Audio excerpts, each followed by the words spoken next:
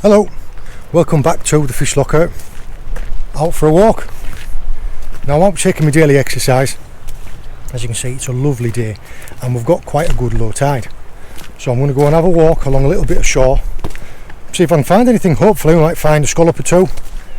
I don't mind if we don't, we'll just have a nice walk out in the sun, see what else we can come across. Got some lovely gorse. Lovely to look at, but it's not lovely if you get a face full of it. And yeah, we will see what we can find. This plant here, hidden amongst the massive thistles, the red campions and the nettles. Okay, you see, these nettles have gone to bud. These parts are the flowering parts of the nettles. But this one here, that you can see, is a hogweed. You can tell the difference between the likes of this and an Alexander because the stalks are almost like, well, just a round ridged celery that's often pinky purple. It's bigger. This is a common hogsweed. You do get a giant hogsweed. I mean, this at the moment's 4 foot tall. Giant hogsweeds can get to 8, 9, maybe even 10 feet. And you see the shapes of the leaves, whereas an Alexander, if I can find one, I will take a little bit of one of these leaves and I will show you the difference between this and an Alexander. But these can be edible. People sometimes do have an allergic reaction to the sap, so I think it's up to your own judgment about what you want to do with these. This quite impressive looking plant that we have growing around here in amongst the buttercups is Japanese knotweed, and we're having an awful lot of trouble with it in Cornwall because it is an invasive plant that damages the foundations. There's quite a lot of people struggling because they had land that was good for building property until they had this found on it. It's causing some real dramas here in Cornwall. Yeah, so this is Japanese knotweed. I believe it can be edible, but yeah, it's not worth the trouble that it's causing to people. As you can see, it gets everywhere in the hedgerows. Here is some of the Alexanders that I was telling you about, and if we can compare the flowers of the hogweed, this is hogweed, this is Alexanders, so you can see the difference straight away in the flowers. Also, if you want to compare the leaves, these are the leaves of the hogweed, those are the leaves of the Alexanders, so you can see the difference, can't you? Alexanders, hogsweed. One of the other ways to identify Alexanders is because these little covers that cover where the side shoots come out of the main root have got purple veins on them. Again, Alexanders is edible. There is a lovely foxglove. You find like a bee hiding in one of those. Now they are a stunning looking plant. This is only a small one, this is about 2 foot tall, but they do get 6, 7 foot tall. These are poisonous. They are from the family Digitalis. There is actually a heart medicine that is made from this plant. So if you eat it, it can kill you, causing heart failure, but the right dosage of it is actually used as a medicine to treat heart problems. Here is an old thornback ray egg, also called mermaid's purse. Some whelks. Found a nice little scallop shell.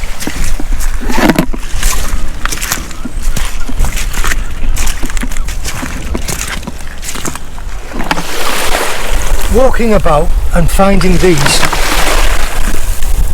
scallop shells is a very good sign, because anything that you find that's died and washed up on the beaches up here, you will find out there when the tide goes down.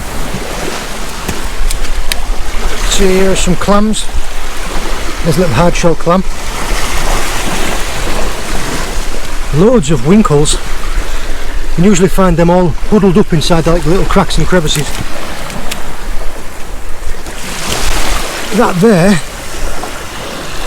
are fish eggs.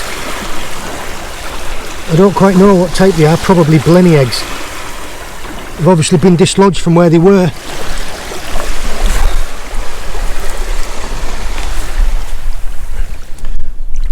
Just on this little tiny bit of broken area we can see loads. There has been a bit of sand moved around, so it's uncovered quite a lot of the worm casts. But if you look closely, now those are some type of eggs. I will research that and I will get back to you. I don't like to tell you something that I aren't 100% on, so I will research what they are and I will get back to you. But there are quite a lot of little tiny queen scallops, and these are the native oysters. You can see an awful lot of these, which are slipper limpets. These are an invasive species actually attached to the back of that scallop. There's a little tiny baby queen scallop.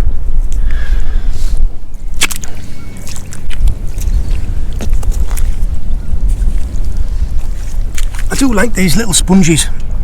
They are nice to look at. Now, the east wind that we've just had pick up has brought a little bit of silt up into the water, but you might be able to see there a little snakelops anemone.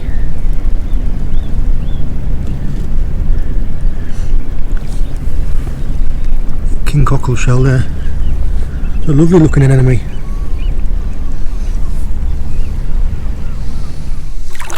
I don't know if you can see this guy running along here. Just a little hermit crab living in there.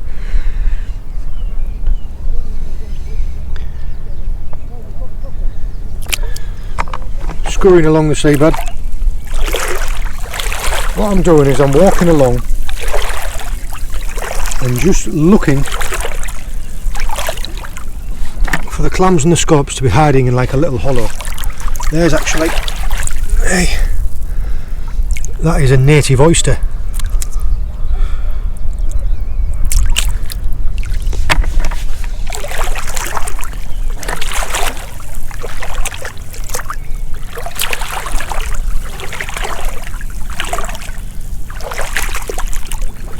An eelgrass bed.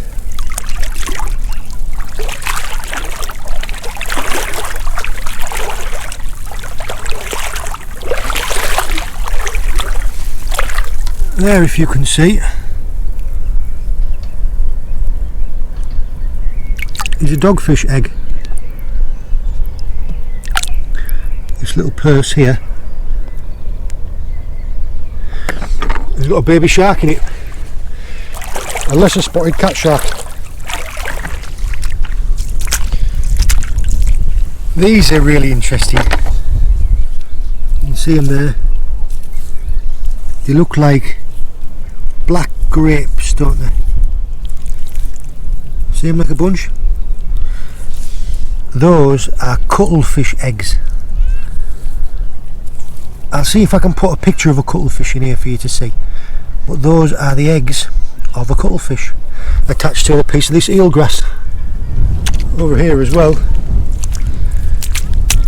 see there is a king cockle. See its tongue?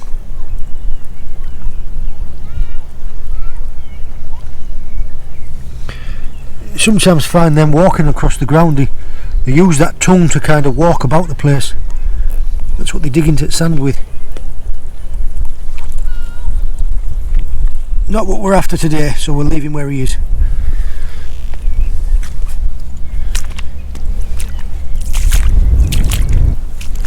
It's the shell of a gaper clam. Some more king cockles. There's a little carpet shell clam.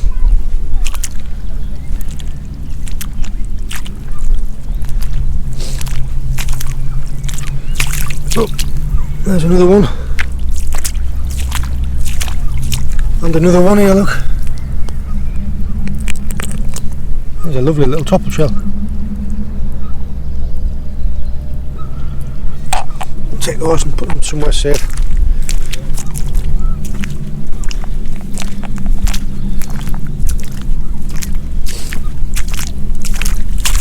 see, there's a shell of a scallop with a couple of slipper limpets on its back, so you know we're in the right area.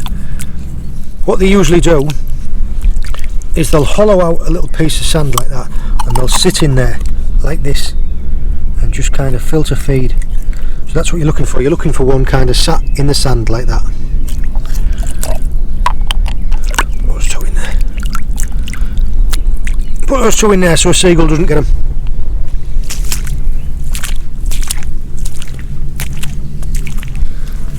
Nice group of mussels. Whenever you're collecting mussels like this, you'd only ever take 2 or 3. That way your foraging wants to be incredibly low impact, so you don't want to take too many, otherwise the group won't survive. It's purely for conservation, but you want your foraging to be sustainable.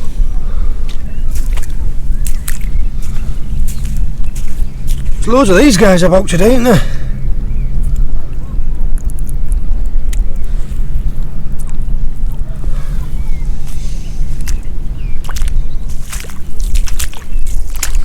And another one there.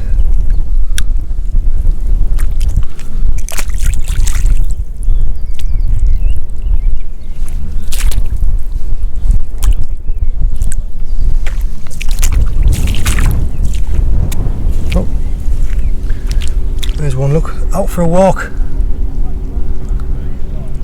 See what I mean? How he uses that tongue to walk around.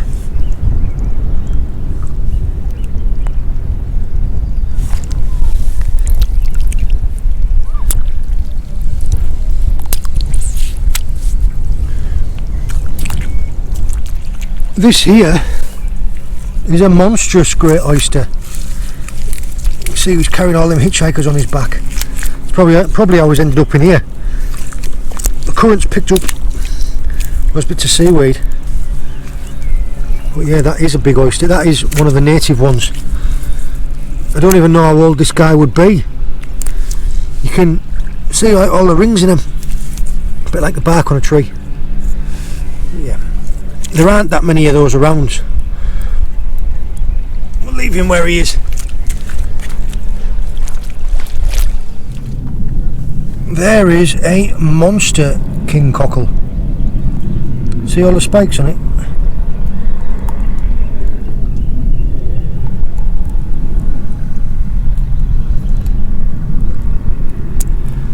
That little keyhole shape there, or there, they will have razor clams in them. If you pour a little bit of salt down those holes, the clam pokes up. I'll show it in quite a few of my other videos. I didn't bring any salt with me today because we're just out for a quick walk.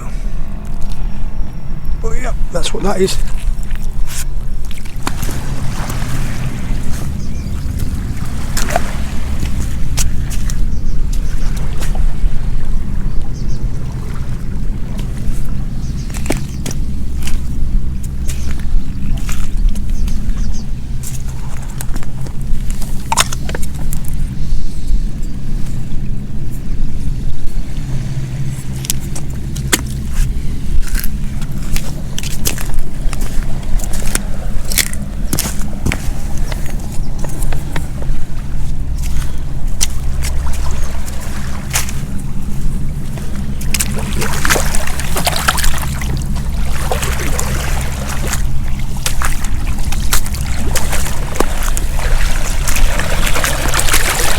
That's quite a nice one there.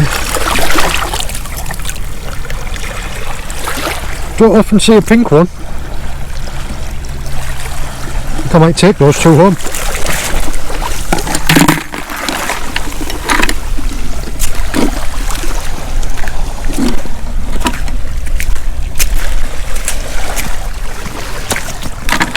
There's a gaper clamshell. A little queenie scallop. Some type, almost looks like a surf clamshell. There's a Venus clamshell.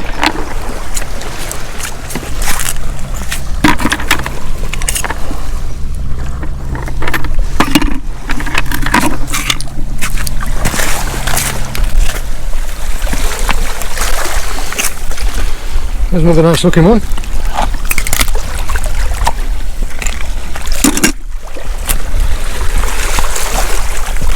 Oh, here we go. There's a live scallop with a hitchhiker on his back.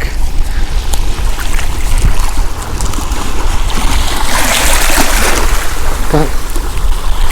There we go. You can see how it's tightly shut. Shows that it's still alive. That is actually probably just about minimum size. The legal size for a scallop is 10 centimetres from there to there. So that is probably just about legal size. But it's too small for me. And we've only found the one of them. Can't exactly make a meal out of one scallop, can you?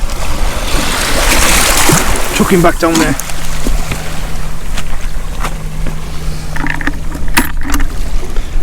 There is a lovely looking little clam. I'm not sure, it looks almost like a manila clam, but I don't think it is.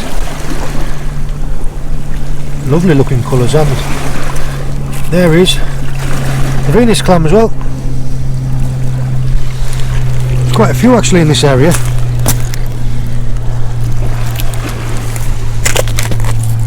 Another live one.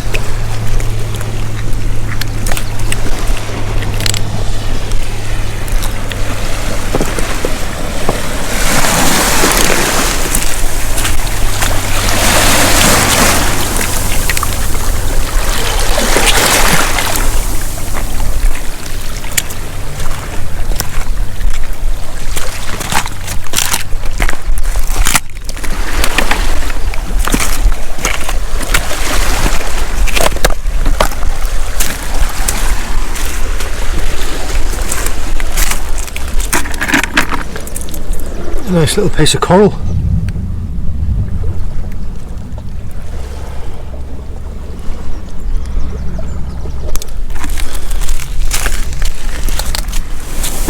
There is a lovely looking shell.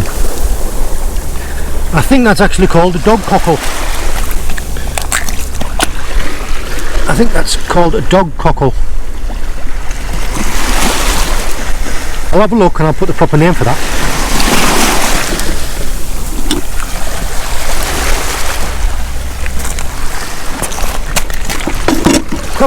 There's a little baby edible crab.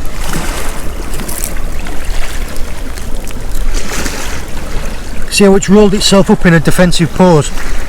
That's because this one is still partially soft. It's just peeled out of its shell. You can see its claws are really pale. There you can see, this is sea lettuce and this is gutweed. You can see the difference there straight away, can't you? Tiny little thin fibres, or like big leaves. Oh, that actually is a keepable size scallop.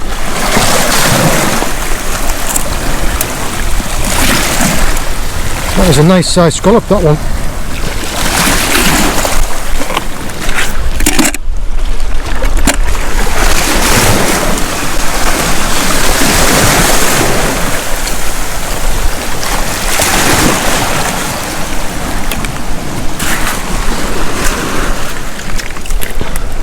That's something interesting. This is the skeleton out of a cuttlefish, a big female cuttlefish. So the eggs that we found earlier on, the black eggs, this is the skeleton from one of the creatures that laid them. You might even see these in canary cages.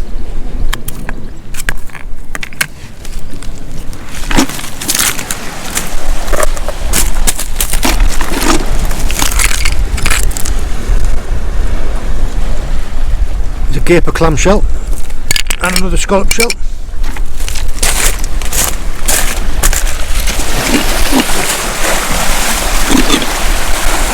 I'll keep hold of this until we move off the beach, and if I find any more I will keep them all, and if I don't I think I'll let it go.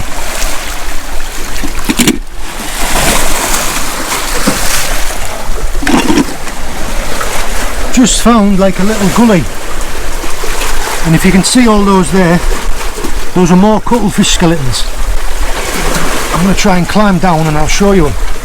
But if you can see the little ones, those are males, and the big ones are females. So you can see the difference in the size between them. If I can get down there and get back out, I'll show you. I managed to get down there and get back out, so I'll show you. Look, there is one from the inside of a male. There is one from the inside of a female. See the size difference?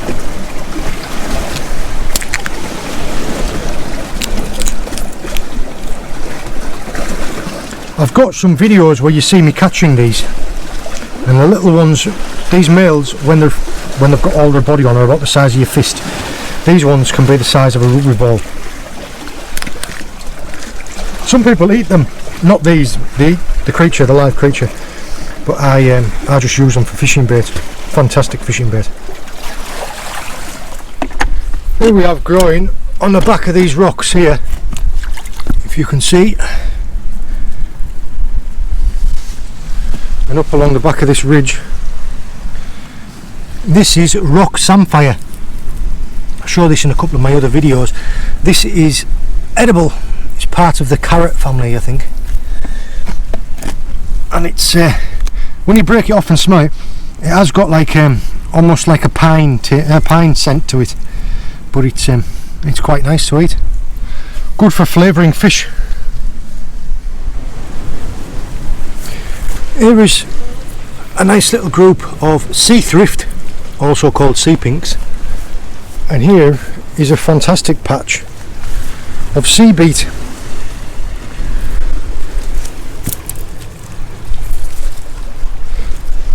Now you can use this instead of spinach. It's a great substitute for spinach. Really high in nutrients. I love these little sea pinks.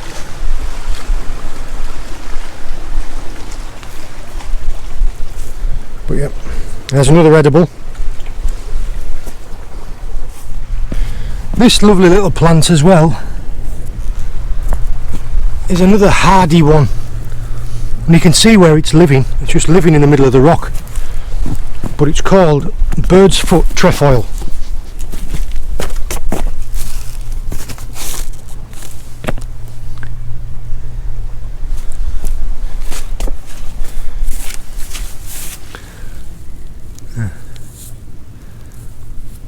Lovely little sprig of flower. A nice little bit of colour, isn't it? I've reached as far as I can go along the shoreline, and the tide's starting to come in, and I have only found the one scallop. It's a shame because I'd kind of got myself into the, I'm looking forward to scallops now. But yeah, I've only found the one, so it's not really worth me keeping. It's a good size one, but I have found some lovely looking shells. I'll show you.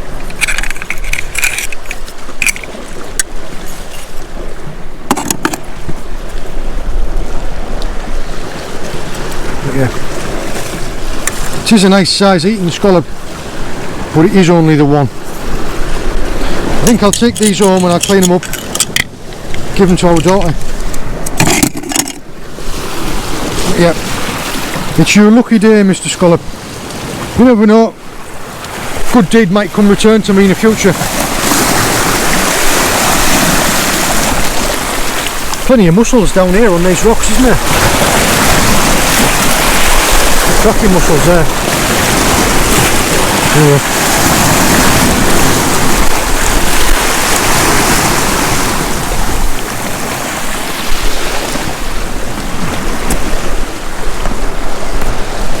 We'll take our shells and we'll make our way back to the house. Here we've managed to find a lovely patch of bluebells. Now these are, although they're lovely to look at, they are poisonous to eat. I think the only thing that really eats these is badgers, and I think that's where the saying comes from, as rough as a badger's behind. Now there's two types of bluebells that you get in the UK. These are the native, the one that everyone associates with being bluebells. The stem is quite thin and it goes up and droops over, and all the flowers are on one side. There is a Spanish variation, And what they are is, you will find that they grow upright like this, and they have flowers all round, and they're usually a bigger flower. So it's not a little dainty thing like this, it's more of a real big one like that, and the flower grows almost straight up. Yeah, there you go. Bluebells. Oh, there's quite an interesting guy. That there is a shield bug. We also used to call them stink bugs when we were a kid, because they secrete like a really foul smelling juice. If you ever mess with them or try and pick them up, or even when you just touch them, if you smell your hands afterwards, they absolutely stink. There is a better representation of those forget-me-nots, with them all out in bloom. They are a lovely little flower.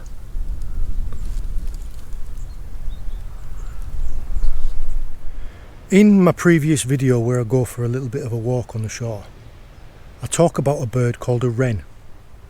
Now they're only tiny, and I was telling about a male wren. You can hear them miles away. They're really musical birds. They're really hard working as well. A male will create 4 or 5 nests inside of his territory. I've just found one of them. I was telling you that it's a little tiny group of like moss and leaves and roots, usually underhanging somewhere. I'll show you it now. I'm only going to show you it real quickly because I don't want to disturb them. But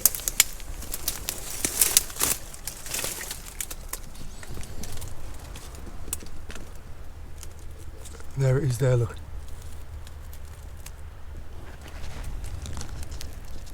Can you see the opening?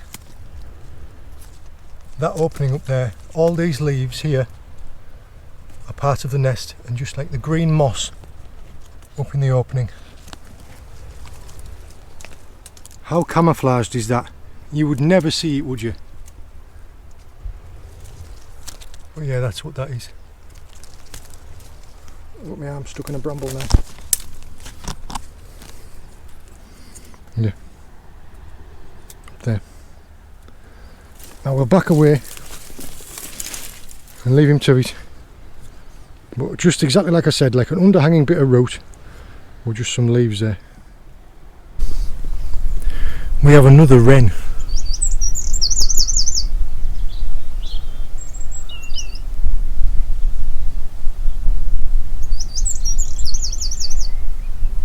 Lovely call on him.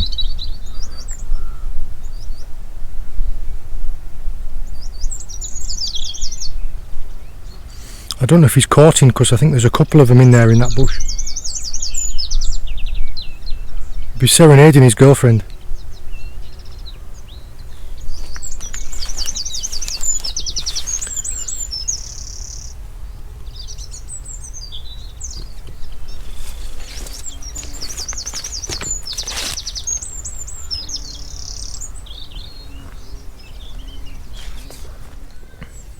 I figure this is as nice a place as any to do a sign off.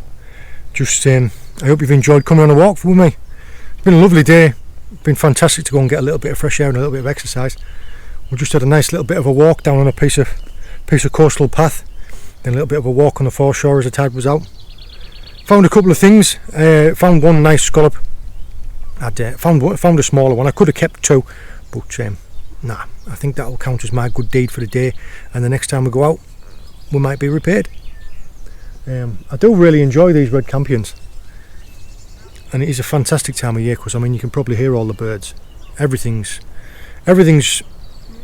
got a new lease of life in springtime, hasn't it? I hope that you're all keeping well.